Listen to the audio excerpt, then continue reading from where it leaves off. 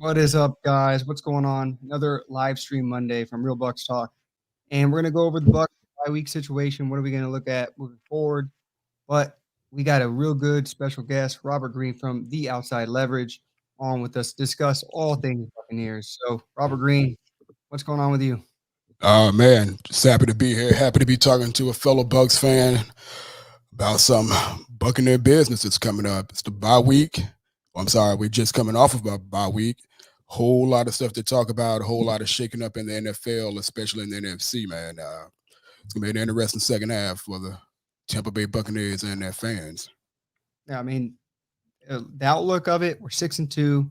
Everyone's thinking, okay, we're gonna go on the same trajectory we had after last year, right? After the bye week, it's just go on that run until the playoffs, and it just kept going, and we won the Super Bowl. I mean, even LaShawn McCoy is on that bandwagon of Tom Brady in November, December, January. He just does it.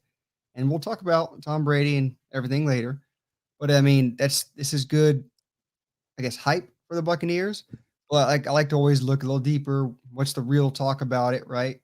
But go ahead. You were gonna say? Yeah, man. It's that's been like the hot topic, or the popular narrative. Looking back at the 2020 season and where we stood with the Bucks coming off that bye week, somehow I don't know why.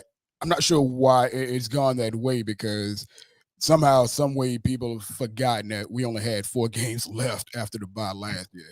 Like, we had the latest bye of all in the entire NFL.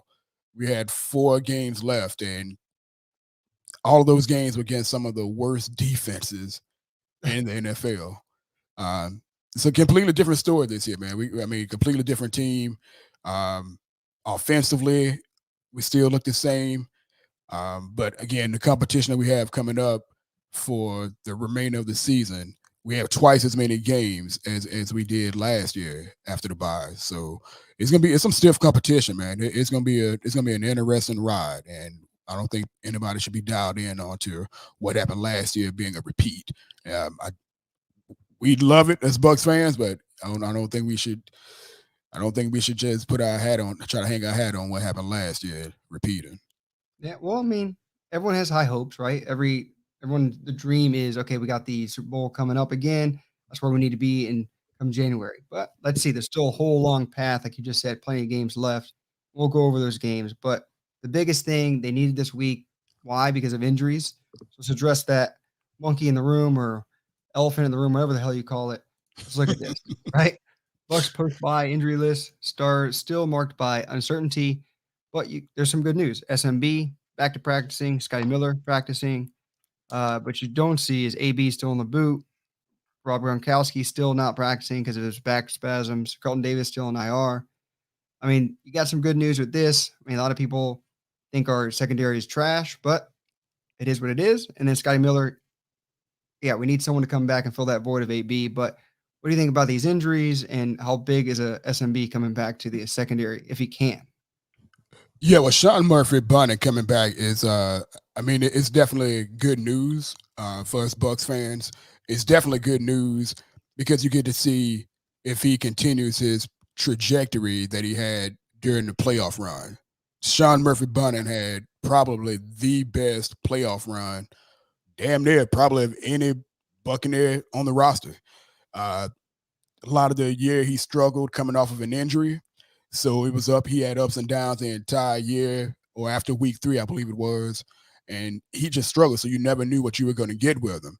Then that final couple of weeks came in going into that playoff run, and Sean Murphy Bunting was showing up in every single game in a big way.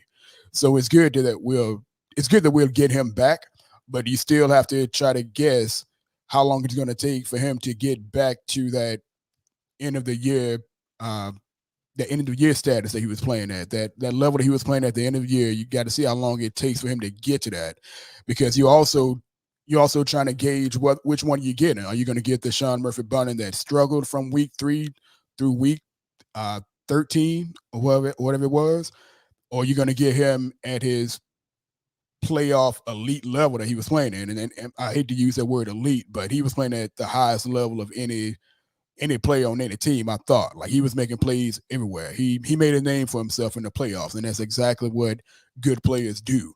in those big high pressure moments, and he was doing just that. So you have to see exactly how long it takes for him to get back to that state, Yeah. and you also want to see if he falls off. I mean, it's kind of unfair to judge him at his highest and then see how long it takes him to get from his lowest, because it's been 8 weeks now since he's not played football. So we'll see how long it takes for him to get back. But that's a big get if the Bucs get him back to his playoff level of football. Yeah, jumping off what you're saying, I mean, you got a guy that 3 interceptions or 3 games in a row with an interception, Washington football team, Saints, Packers, and didn't get one in the Super Bowl, but got damn near close to it. But Yeah, still, I mean, first game gets hurt. He may have looked a little rusty at first, but it was a first game. Everyone's has a little rust that first game. yeah. Where you can't get too mad at him. No, Yeah, he again, man, he did really well for himself. He became an irritant to every receiver he covered, including the number one receiver. And even if he was playing zone, he became an irritant to Michael Thomas. He became an irritant to whoever it was that he was covering, and he affected him in a way that whatever that clown is from New Orleans that's always in everybody's face. He basically became that guy. He became a Josh Norman to people. He was a thorn in people's sides, and that's super important. And he did it again at the biggest stage of his career in the playoffs.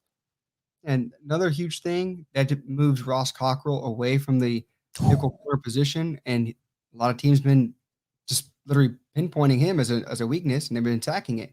I mean, he is what he is. He was cross Yeah. training at safety, so that's something probably I would like to see him move over to. Then Richard Sherman, hopefully he's coming back too. So secondary, just with that one addition, possibly two with Richard Sherman, could get a huge uplift, and I think any Buck fan would be happy about that. Oh, most definitely, man. I saw a meme earlier this week or last week. I apologize. Where it was a former Buccaneers player that slowly transformed. You've seen those pictures where it goes from one quadrant, like 4 photos, and it goes like each quadrant like transforms from one player to something else. It went from Vernon Hargreaves to Ross Cockrell. It was the most perfect, terrible meme that I laughed at as a Bucs fan. I shouldn't have laughed at it. Ross Cockrell, if most of us Bucs fans remember, he was like the talk of training camp. Yeah. It was so much talk about him and what he was doing, the transition from cornerback to being a safety, how well he was playing, and I laughed then. I was like, we know how training camp goes. We've seen some training camp superstars in Tampa Bay's history recently, especially, and it doesn't really go that way in the season. But again, Ross Cockrell has been a solid player. He's struggled the few weeks that he's had to play. But again, he's a Bucs player, so we're rooting for him. But yeah, he's been getting the VH3 treatment for sure. It's what they're asking him to do too. I mean, Yeah. don't ask a guy to do too much with his ability. So let's see, put him in a more favorable position. But well, something I did laugh at was someone was wondering if we could bring back Hargraves. And I'm like, this BA's the guy that got rid of him. So in my mind, there's no chance in hell. But hey, I don't know. I don't know. What's your opinion on that? Man, if listen, and I love Vernon Hargreaves. I loved him as a college prospect. I Right. thought he was. I didn't think he was as terrible as some Bucs fans believed he was. But yeah, man, he was not. He was. Yeah, his return to Tampa, I hope, is something I don't get to see unless he's coming to. Unless he's working at the stadium, I don't need to see Vernon Hargreaves in a Bucs uniform. Yeah, yeah, I Yeah, agree. uh, 100% agree. And then so let's defensive injuries. So offensively, you got Scotty Miller coming back. Gronk, you never know with his back spasms. AB still in the damn boot, even though he's riding a damn bike with the boot on. yeah. I don't know if you saw that. I But saw I mean, but I besides saw that. It was fun. I mean, he's trying. I guess he's trying. I don't know who his photographer was or why he let that photo get out or who took that photo. Maybe it was some pedestrian, not pedestrian, but maybe somebody else who was just in the passenger car. But he's working. I mean, you can wear a boot and actually ride a bike and so forth and get yourself back in shape. That's super important. If we go back and look at what Vita Vea what he endured when he broke his ankle, that was one of the things that he was able to do was actually do bike exercise. Mostly, I think he said it was stationary bike, but just keeping your leg moving and keeping yourself in shape, that's necessary. Um, but yeah, man, Brown, I don't need to see Brown being rushed back. I, for one, and this may be a little bit controversial for some fans. I, for one, feel like Tyler Johnson Yeah. can put up just as much. He can do just as much as what you saw Antonio Brown do last year, and that helped the Bucs come in and make that playoff push. When you have Mike Evans, you have Chris Godwin as super number one and number two wide receivers. Your third wide receiver don't need to be a number one. He can be a solid number two, and that's what Tyler Johnson can be. Tyler Johnson is, for me, is a guy who plays very much like Chris Godwin. He can catch the ball, and he has like run after catch ability, and that's really big, and that's something that Tom Brady and the offense really needs. So there's no need to rush back in Antonio Brown as if Antonio Brown was 100% like a need for this team. It wasn't a need when they signed him, and in my opinion. But again, good player, a lot of ability. But Tyler Johnson is a guy who I love to see get his opportunity. He has not disappointed one bit. I'm 100% with you on that. I think if Plus was here, and guys, if you guys are wondering where Plus is at, he's enjoying his youth and his singleness, and he's enjoying. I mean, I don't know if anyone's seen. He was with old Gene from Buck What You Heard in Arizona, enjoying his time, just enjoying the sights, I guess. But he's taking his little sweet time to get back. But this is good news. We get Robert Green on the show, talking some different perspectives and stuff. But I agree with you that Tyler Johnson, that dude is just an opportunity away from actually like blowing up. I mean, the Mickey miss he had and against the Saints there, and just his route running, his ability to make you think he's doing one thing and do another. Man, I think he truly is like that, an opportunity away from being not the dude like a number one, but a serviceable two, if not a sure as hell great slot guy, because his shiftiness is something that really stands off on tape. Yeah, absolutely, man. Again, there's no knock on Antonio Brown as a player. We know Antonio Brown has been one of the best in the league for a lot of his time in the league. So he's a damn good dude. Damn good player. Is as a personal person, that's a completely different story for me. But as a player, that dude is a threat, and he always has been. But again, when you have Mike Evans and you have Chris Godwin on that field, Tyler Johnson can do just as much, cause just as much damage as any other wide receiver that's on the roster, and that includes Antonio Brown, 100%. Because of this, I got to bring it up because we talked Antonio Brown. We don't really need him, right? Tyler Johnson, just a serviceable. I know people probably like, don't talk about this, but we got to. It's big news. Bring him on in. What about this guy? Browns officially placed wide receiver Odell Beckham on waivers, and he passed. He's a free agent. He's free to go wherever you want. I think that's tomorrow. Tomorrow, I think it's Tuesday. Tuesday becomes I think it's Tuesday. It's officially becomes a free agent. Am I wrong? Tuesday at 4. You're right. Yeah. So, and when it comes to man, listen, you can never say never, right? Because at one point there was never Antonio Brown was never going to be in the Bucs locker room because it was too much diva. Remember when our coach said that? Oh yeah. And then all it took was one person who said, allegedly, one person who came in and said, "Hey, I think otherwise," and all of a sudden, hey, Bucs are signing Antonio Brown. Again, unnecessary, 100% unnecessary. Why would you need him? I mean, why would you throw another obstacle out there? And we just talked about Tyler Johnson. I just talked about Tyler Johnson and what he can do. You're basically delaying you're delaying the progress of a possibly high productive player by getting a retread, and that's exactly what Odell Beckham would be. He would be a retread. He'd be another reclamation. Another reclamation project, trying to make him, trying to get back to his status as to what he was when he was in New York for a few years. I don't see it. I don't think the Buccaneers necessarily need it. I apologize. I 100% believe the Buccaneers do not need him at all. But could he be on the roster? You can, at this point, you can never say never because we've seen things that allegedly would never happen in Tampa. So Hell yeah. I mean, let's be honest. Who the hell thought Tom Brady would come? Then who the hell thought Gronk would get out of retirement and come on over here? Who thought Leonard Fournette would get cut and we decide to be a Buccaneer? Then AB. How the hell did all this happen? We don't know. yeah, It just started happening. Would yeah, Odell Beckham Jr. being on the Bucs be in freaking insane? Absolutely. yeah. And still, like, imagine it's like four number ones, four potential guys that could be. I don't want to throw this around like it's just throwing it out there, but Hall of Fame type guys.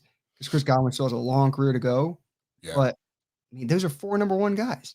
That'd be insane. It's not going to happen. I'm going to say this: it's not going to happen. It's Why? scary. It would be so. It would be. I mean, we're basically playing.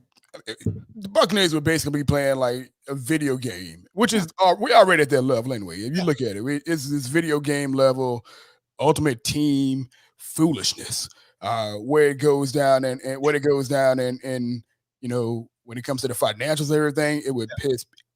I don't know how it would work, but it would piss a lot of people off to see Odell Beckham, with a winning team or a team that supposed to win and go high into the playoffs. It would be crazy. But how do you? It's only one football though. There's only one football to go around. How do you satisfy everybody? We've seen in several instances with players that were on the Buccaneers roster, like Deshaun Jackson. You've seen his reaction to personal stats or what some people think of his personal agenda to be to get a bunch of stats for himself and how that works. You've seen it in Tampa. You've seen it now with his moving on and allegedly at one point it was supposed to be Oakland, but you've seen him remove himself from Los Angeles Rams to a contender, and you kind of see that. You kind of wonder whether or not Odell Beckham Jr. has that same mentality where it's all about his stats and it's all about his status more than it is about winning. And when you got a team like the Buccaneers where you have, again, repeating, two of the best wide receivers you can possibly have on the roster with Mike Evans and Chris Godwin, everybody else can be and probably should be third, fourth option. Where would he or anybody else fit? He doesn't. I mean, it's just a crazy thing to think about. It's and I guess the Browns are paying him, so he doesn't nearly need to get that much money. So yeah, I think they're paying I think $7 million of it, the remainder of his contract, and then something. I forget what the other details were in that, but it's stupid regardless. But I mean, but does that not continue the the legacy that Bucs fans? I don't know. I don't follow any other fan base, but every time there's a free agent, it becomes a deal. No matter what era we're in, it's like, well, the Bucs can use them. Like, yeah. Is that a good player? Bucs probably get him. Yeah. What if he end up on the Bucs? Tom Brady's still on the Bucs. Yeah, they'll probably get him. But that's it. They want to follow a winner. I mean, who doesn't? That's the thing. Right. So and that's what I think we've all wanted, right? We wanted to be rooting for a team in which other players wanted to play for, no matter what. And I mean, that's where we are. As annoying as it may be to try to entertain every single free agent that may possibly come up. So here we are. Consider yourself lucky if the Bucs pick you. Think about that, like 5 years ago. Yeah, but that's crazy. Let's continue on. Let's look at the actual schedule. So next on the docket is who?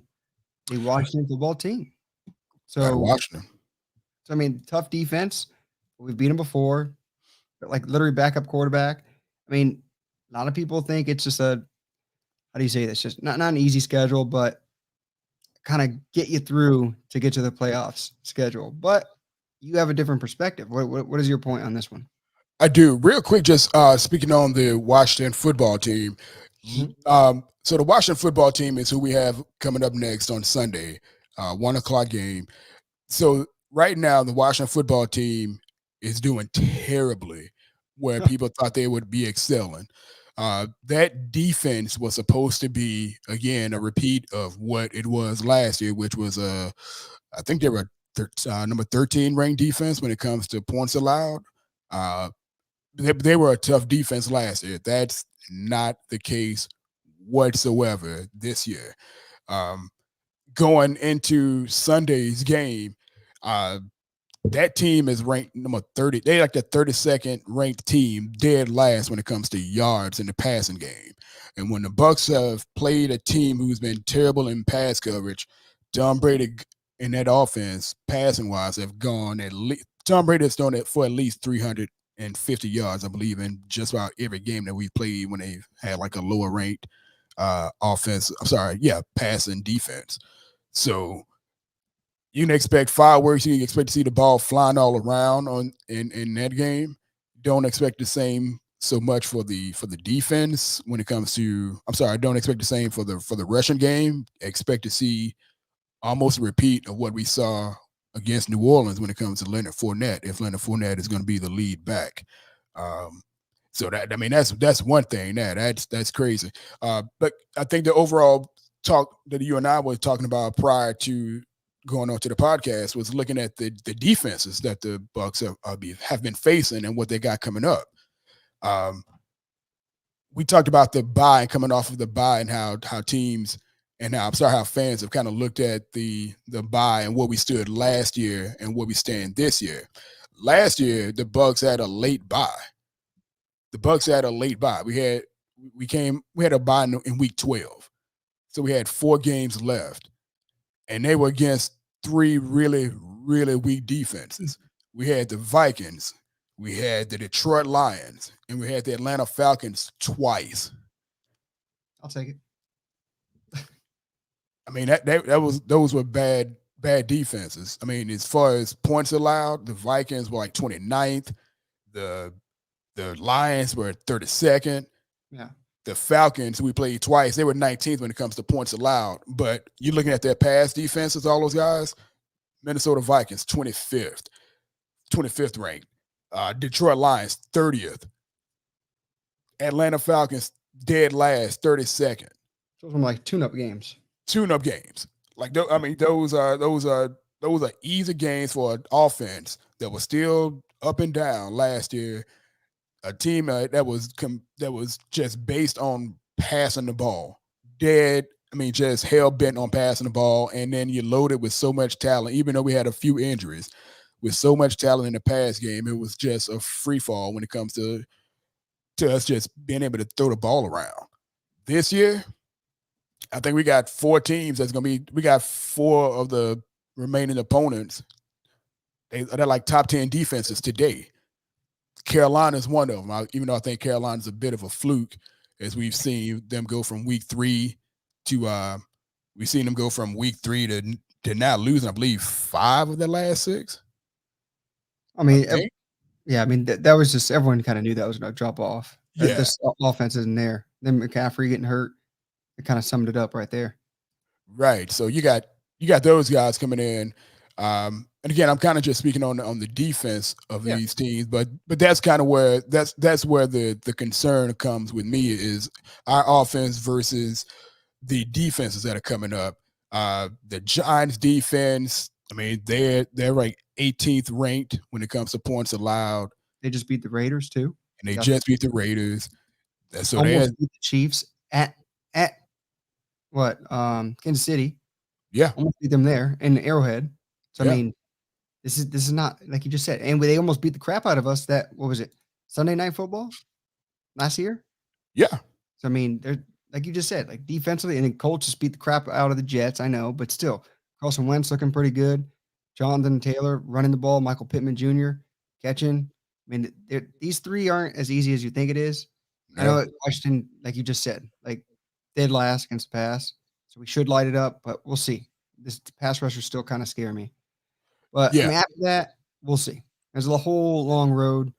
Atlanta, I still think we should stomp them, but still, there's a whole lot of areas here where it could be fearful of injuries, to be honest. It's true. Injuries injuries are a huge concern for us, especially on our defensive side. But something I want to pause and bring up, man, and this is going to be a super negative for a lot of fans, and I understand it, but hear me out on this. since Bruce Arians has arrived in Tampa, whether we've had Tom Brady or not, offensively, our offense has been have been pretty much has been terrible. It has been terrible whenever we play any defense What's that? that's average or above. Full clip. Any team that has an average or above defense has found a way to stifle the Bucs for at least a half. Check the record. Just go back and look. Okay. I hate to say it. I mean, I'm a Bucs fan. I'm a Bucs fan, obviously, but I just got to be complete honest here. Any team that has a defensive coach who has some kind of tact, who has some kind of squad they can put together, has given Bruce Arians and Leftwich and Tom Brady now has given them hell. Like, and it's not been fun to watch. And I know it's hard for a lot of fans to say, well, how can you complain about an offense that puts up all these numbers? How can you complain about an offense that just won a Super Bowl? Yada, yada, yada. Do a little bit of some more deep work into that, man. Look at the team that we played and look at how the Bucs went on their streak last year. It was predicated on the defense. The offense obviously is potent as in it. Should be the most potent offense in the league. Hands down. But when you look at what is on this offense, even with the injuries to Gronkowski and to Antonio Brown, this is still one of the most potent offenses in the league. But look at the team when they play against anybody who has a defense that's worth a damn. And it's bad. Just look back at we have to go back and just look at the previous game against the Saints. Even without Antonio Brown, this offense still looked terrible. The offense just, there's no reason why this offense should just put up 7 points in a game. I'm sorry, in a half.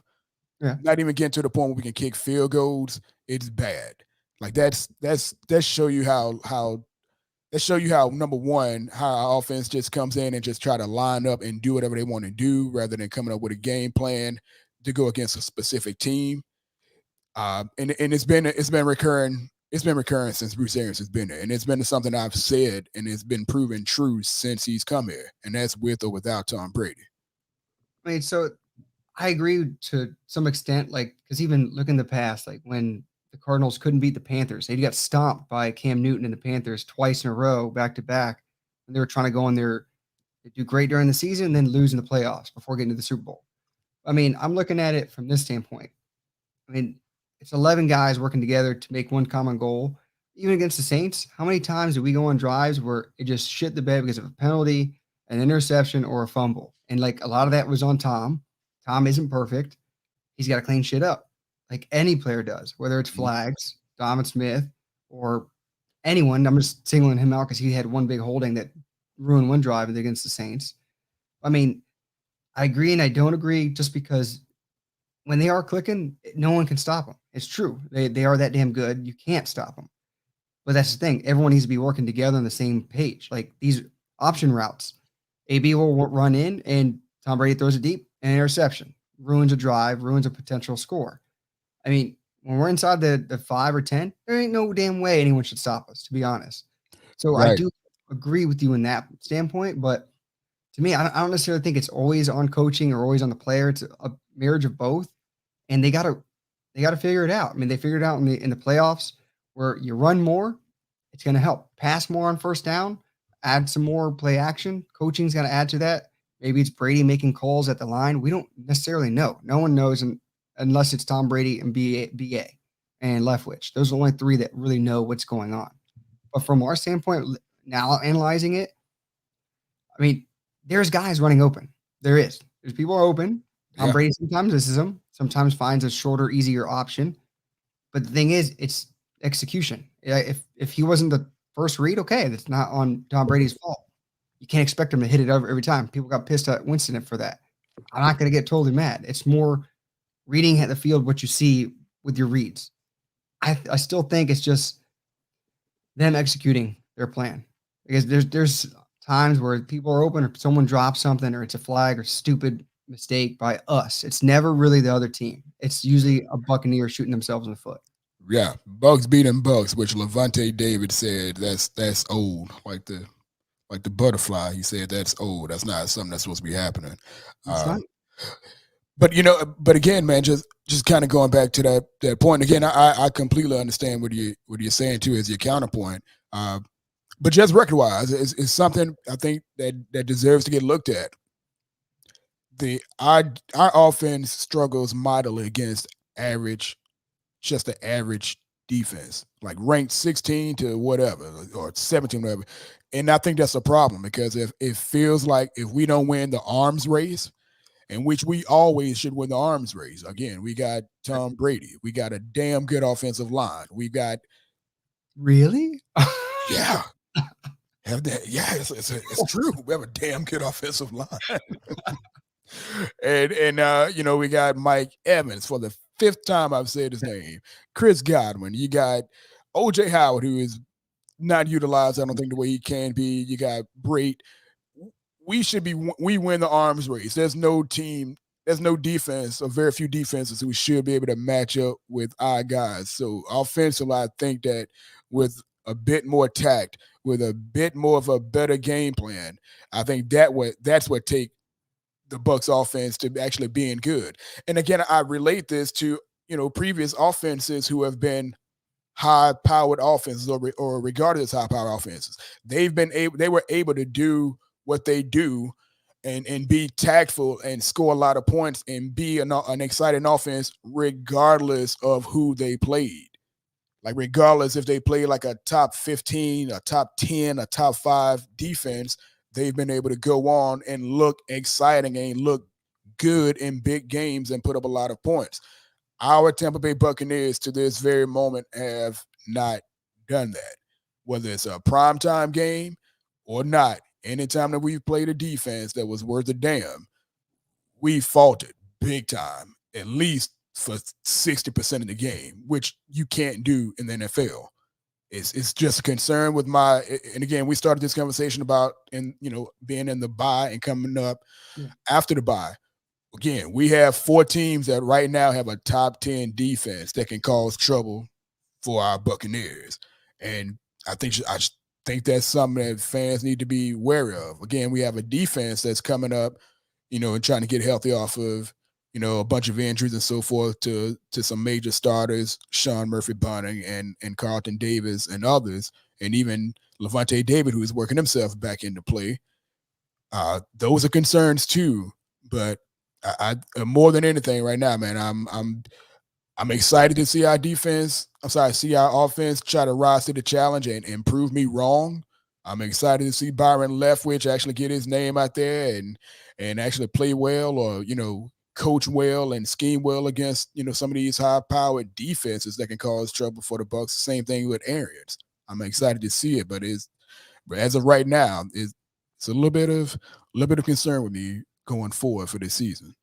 Well, I'll say this to end the offensive talk. I mean, point blank, they have all the weapons. They have everything you need. They have the best QB, great O-line, the best weapons you can ask for. So they need to put up numbers, and there's no excuses. Don't talk to me about execution. You've gone past the midway point. You've got the bye to talk about it. Now execute. That's all you got to worry about.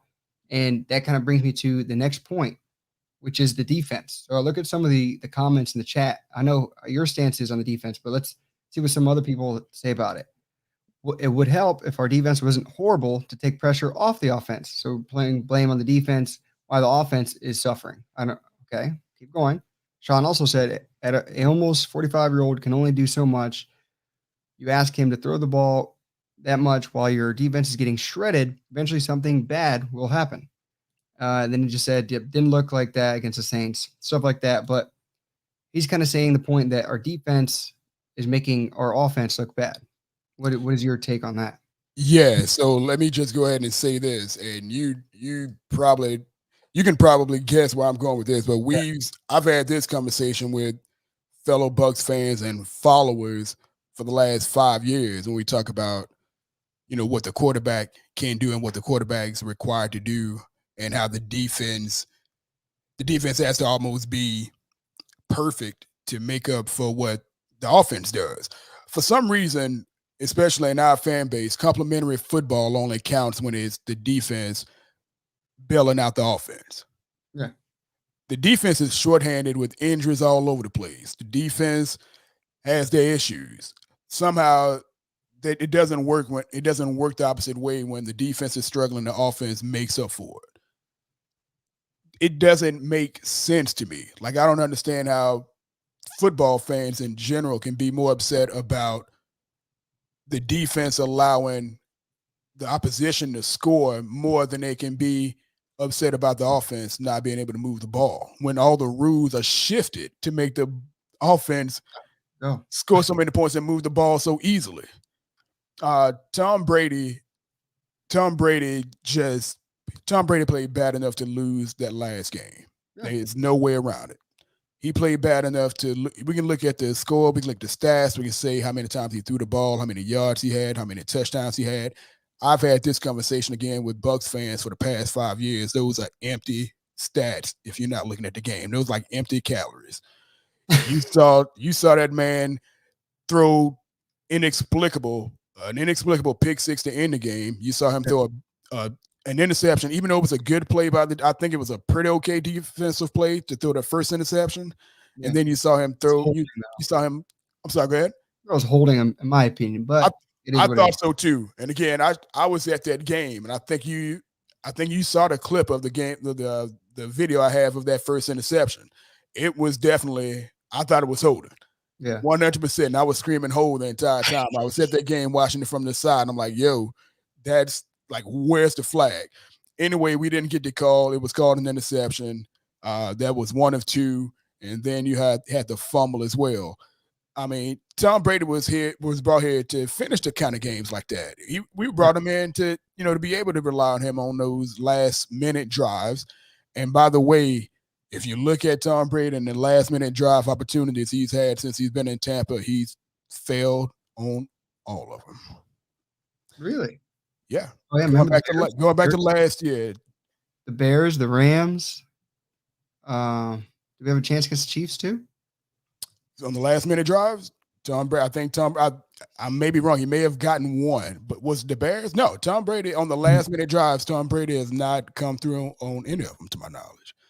I'm trying to, because I remember the four about the break pass against the Bears. The Rams, he threw an interception. Yeah, you're right.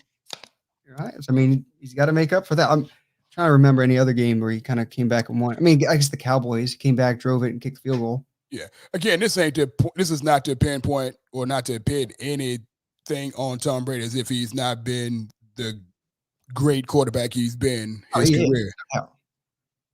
But I mean, we can't throw a caveat on his age. We can't throw a caveat on how many times he threw the ball. He had to throw that ball a many times because he gave the ball up. This goes back to, again, previous conversation we had with like the previous quarterback. You get so many opportunities when you give the ball away. That means you have to throw the ball more because you gave the ball away on your previous time. That's 3 more times you have to throw the ball every time you give the ball away. Yeah, he said Patriots too and Cowboys. But a lot of what we talk about here, it's 11 working as one. It's not just 11 on the offense or 11 on defense. You got to work all together. It's coaching, right, players, and offense and defense working in unison. If you get an interception inside the 20, you better score a damn touchdown. You better not fumble it again and give it back to the other team. So you got to work together for one common goal, which is winning the game or scoring points.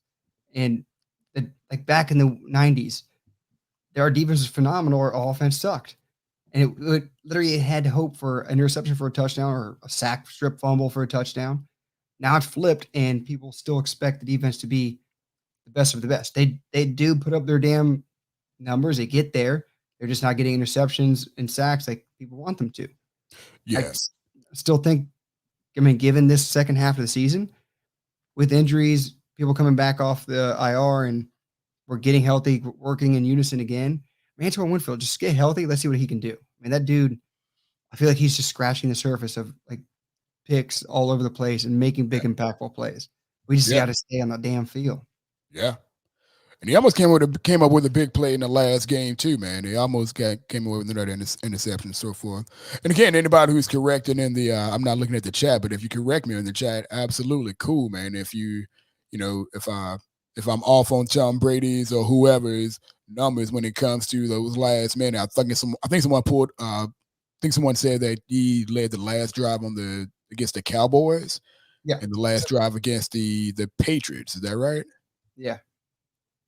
Oh no, actually no, that he did. Then Mac Jones led them down the field, and the guy just missed the kick. But either way, Brady led us to win the game. Yeah, it's not the same. Yeah, I agree. But the Cowboys one for sure is. I mean, that's going all the way down, running the clock out. Yeah, Pass to Chris Godwin. That was a perfectly executed drive. absolutely. That's me. Yeah, you and I were there for that game, and that feeling in that stadium was an exciting game to kick off the year, man. It was that was an amazing game to be in. If you fellow Bucs fans, you didn't make it to that game, man. That was a classic game to be in attendance for. To start off with the Super Bowl celebration and so forth, and then go into that game. That game was probably too exciting for a lot of us because, God damn it, that was. I'm sorry for the language. I apologize, but that was. That was one. But yeah, again, Tom Brady is capable of being exactly that guy, that mythical creature, that quarterback that can lead you to a game-winning drive. So he's capable of doing that. We've seen him do it. Again, just for the most of the time that he's been in Tampa, it didn't happen, and it didn't happen in the last game. But you don't give up on him, and you don't just blame losses on one player, and he's one of those players that you should be able to trust, and so forth. But defensively, I think we were talking defensively, man. Again, as soon as we get Carlton Davis back on the field, our number one cornerback. As soon as we get our backup to our number one cornerback, who would be Richard Sherman, once we get him back on the field, and we get Sean Murphy-Bunting and all these other guys, I think the defense is going to be in a good place. I really do. We haven't gotten, like you said, the numbers in the first half of the season that kind of stand out to be a top-tier defense when it comes to sacks and or interceptions or what have you. But they've been getting close. They've been getting close to they've been pressuring quarterbacks left and right. The picks haven't come, and a lot of the sacks haven't come just yet. Yeah, I mean, to me, yeah, get them on the field, and people will say that's an excuse. You're handicapped by what you have, and the defensive play caller has to make adjustments for those weaknesses, and that whether it is dropping back more in his zone, people get mad. Why the hell are they dropping back so much? Because of the liability you have sometimes in your pass coverage guys. And then why are we sending everyone in? Because we can't cover for that long. So you can't get mad at every little thing. I mean, they're doing things to hide weaknesses because the offense is exploiting it. So they're not dumb that they get paid millions of dollars to do all this. So it's just it comes down to execution again. I mean, if you're just that close, I mean, the Ross Cockrell that he gave up that first touchdown to Jameis got leveled on the throw, and it just happened to be a perfect throw right where Ross Cockrell couldn't get. And I mean, I can't even get mad at him. It was a hell of a throw, and he just missed it. I mean, you can't get mad at a perfect throw, even though the guy got leveled. So, right. So my question to you: you've seen the defense, you've seen how they've gone from last season to this season, being challenged with the injuries and so forth. What has been your reaction to other fans' reactions, if you've seen such, when it comes to the playing zone so much, which again was a complaint that we got a lot from a lot of fans last year? What has been your reaction to seeing those complaints, or not complaints, but you've been seeing that being pointed out as much this season as it was last season? That we're playing more zone? Yeah, you see, I get a lot of reaction from fans, or I see a lot of reaction from fans who have a strong opinion about the defense, the secondary playing off coverage more than they have in the past, and how, not being able to come away with interceptions and so forth. Have you seen the same, or has it been different from what you've kind of seen from other fans? I mean, I'll say this, that they're doing what they're being asked to do. And it's just, they're so close to actually getting the good things. Yeah, when they're playing off, they're giving up the yards, and the teams are just taking it. I mean, the teams that exploited it a lot were Dallas and the Rams. We almost lost those two games. They exploited it a lot. LA primarily. But the thing was, they got away with a lot of penalties too. Like the LA did so many pick plays, I got pissed off at it. I mean, are they running more zone? I don't necessarily think so. I think they're just getting caught more when they're in zone. When a team sees that, they're playing off, they're just taking that because that's what beat us last year against the Bears. All they did is dump it down. Why the hell force something into a position where you're going to get probably sacked by Devin White coming right up the middle? And that kind of brings me to this point. G Vegas saying like Devin White has regressed this year, needs to make more splash plays, and then just the more Joe Tryon Shoyinka. I mean, Devin White to me, he has improved. I know a lot of people are saying regress just because you don't see the sacks or the interceptions, but you don't see him doing spins in the middle of the field like an idiot, like I did see last year. There's times where I was like, well, he doesn't know where the hell he's at. I think he Yeah. has a concussion. No, he's out. Like there are some parts where I was like, what the hell is he doing? Like kind of like what Kevin Minter does at times, just going total opposite wrong direction. Devin Yeah. White's not necessarily doing that, and he's actually playing sound football. He's just making up for areas where if Levante was next to him, he tried to do too much. Can't do that. Can't play Superman ball. We learned that with Jameis. So I think he's playing within the system. It's just we need everything to work together. And having Levante next to you instead of Kevin Minter is huge. And do I want to see more Joe Tryon Shrinka? Absolutely. But I can see why they don't because JPP is still producing. They just they got to work him in a little bit more, though. To me, I mean, that I don't know what your opinion is on that, but he's just a thoroughbred, and you got to let him run. I'm so on board with seeing more Joe Tryon Shoyinka, man. It was funny. Bruce Arians was like, "Yeah, I'd like to see more of him." I'm like, "Well, damn it, ain't you the coach? Don't you have a say so on some of this stuff, man? Don't you? Can you not say? Can you not say I'd like to see him in a private meeting with your defensive coordinator, whatever?" But no, man. Yeah, I understand to a certain degree that they want to keep Pierre Paul happy and Pierre Paul, get him worked back into his shape and keep him in a rhythm. But you got to save players from themselves sometimes, man. You just have to. Shaq Barrett, Shaq Barrett is another dude who don't want to come off the field. Yeah. I think all those guys would still appreciate being able to have a Joe Tryon Shoyinka being able to come in there and spell them for a play or three and make something happen because you can, and he's got talent. I remember right before the New England game, I'm like, yo, with Pierre Paul out, Troy Shoyinka, he's going to go in there, he's going to make some noise. Sure enough, he go in there and he get his first 2 sacks of the season, of his career. The dude is talented. You got to find it. You got to get him on the field some way, somehow. And, we have seen him get in some pretty exotic looks from Todd Bowles, and it's been exciting to see it. But you just got to have more. You just got to be able to find a way to get him in. Just jumping back to Devin White. I don't know if a lot of people remember this, but Devin White got a little quiet in the first half of the season last year. Devin White didn't turn it up until last. He didn't become noticeable or as big noticeable until like the last 4 or 5 weeks in the season last year. He was quiet for a good bit of the season, and I think it's important to also point out that this is his 3rd year. This dude he's not reached his final form. This cat is still learning. He was moving a little bit slow in his 2nd year last year, and then he ramped it up, and you saw what happened with him in the playoffs.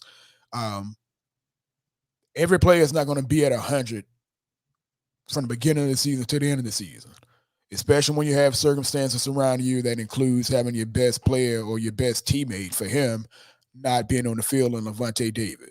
And then again, also with the other surrounding injuries, there's certain things that you can't do when you don't have your starting cornerbacks on the field, or at least starter level cornerbacks on the field with you. So we can't put that pressure on the second. We can't put that pressure on wide receivers and then put the linebackers in a position where they can go rush the quarterback, because they have to drop back in coverage more.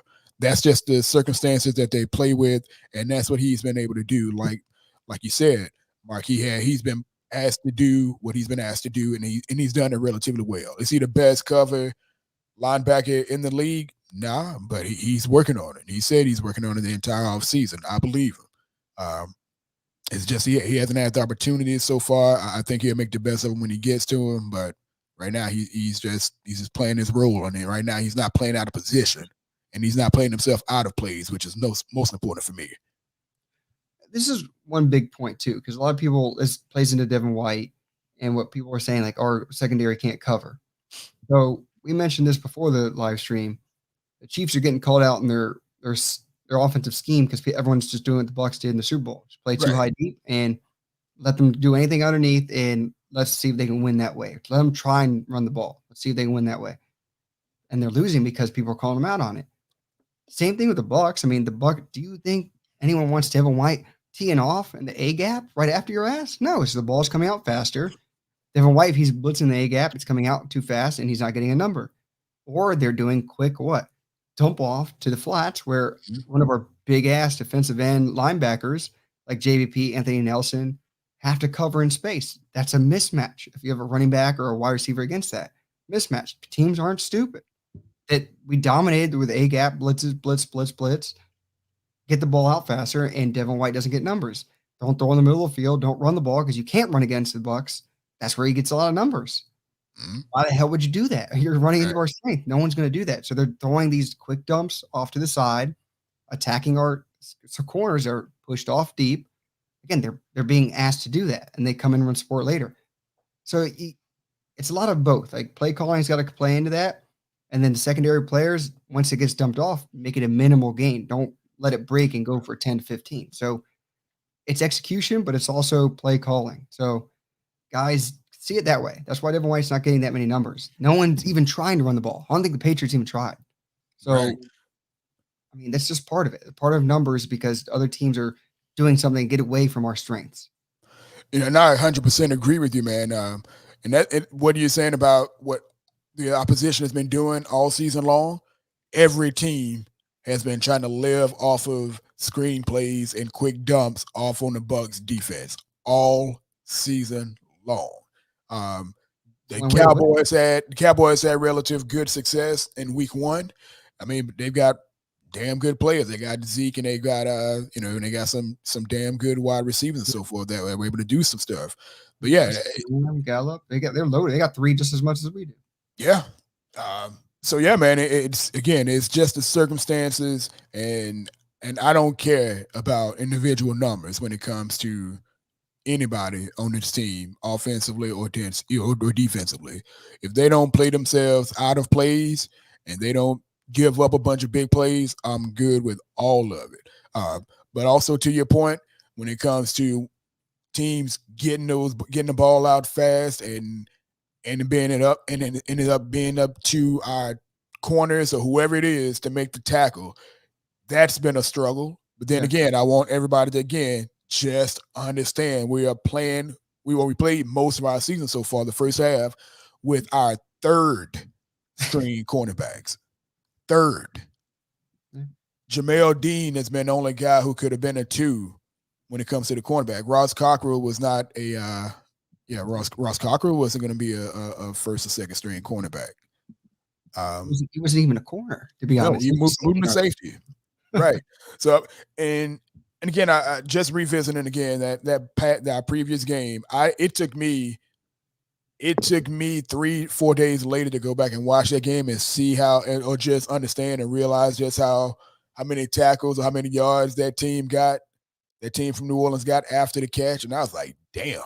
So I mean, I really understand why people were going crazy about the missed tackles or not being able to get those immediate tackles after the catch.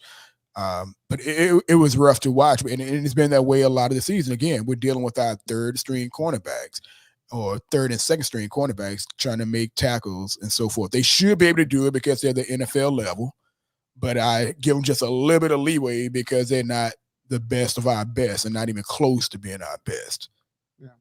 I mean, but people expect the best. I mean, they're still professionals. It is what it is. Right. They're professionals. They should be able to tackle on a freaking NFL level since they're in the NFL.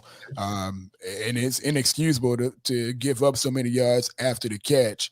But again, I just give them just the smallest bit of leeway because again, they shouldn't even be touching the field. And in the best case scenario, or even second base scenario, they wouldn't be on the field and be in a position. That is true, though. I mean, but Krillin's got a good point. Don't forget, y'all, hit that like button, help support the channel. We're trying to give you some good content here and taking any questions you guys have or discussions. But let's actually go over here. This is a good point by G Vegas. Got to remember these defenses now have to contend with crowds when opposing offenses make a big play or first down. The offense has more juice against the defense. That is something they didn't have to worry about last year, True. right? Sure. And I was telling you, I was at that game in New Orleans, and I swear to Moses, sweet goodness, man, that was the loudest.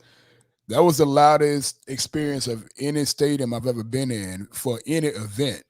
Like, I have video of it, man. I have video of like the big plays they made, the third downs, the interceptions and so forth. Man, I mean that crowd was so damn loud. I think the Bucs ended up going into a silent count pretty early in that game, and whew, it was rough. And that's a great point too by in the comment section at G Vegas. That is a great point that the defense, having to deal with the crowds. Or in the offense. I mean, the offense has to deal with it as well, but you got to push through it. It's not the first year that people had to fight against the crowd. That's just the NFL actual pro sports level. Even in college, you have to deal with as much noise, if not more. So I mean, you got to do what you got to do, and it is a great point, but it is a part of the game. So Yeah, I mean, it's maybe something they just got to get used to again. But yeah, good man.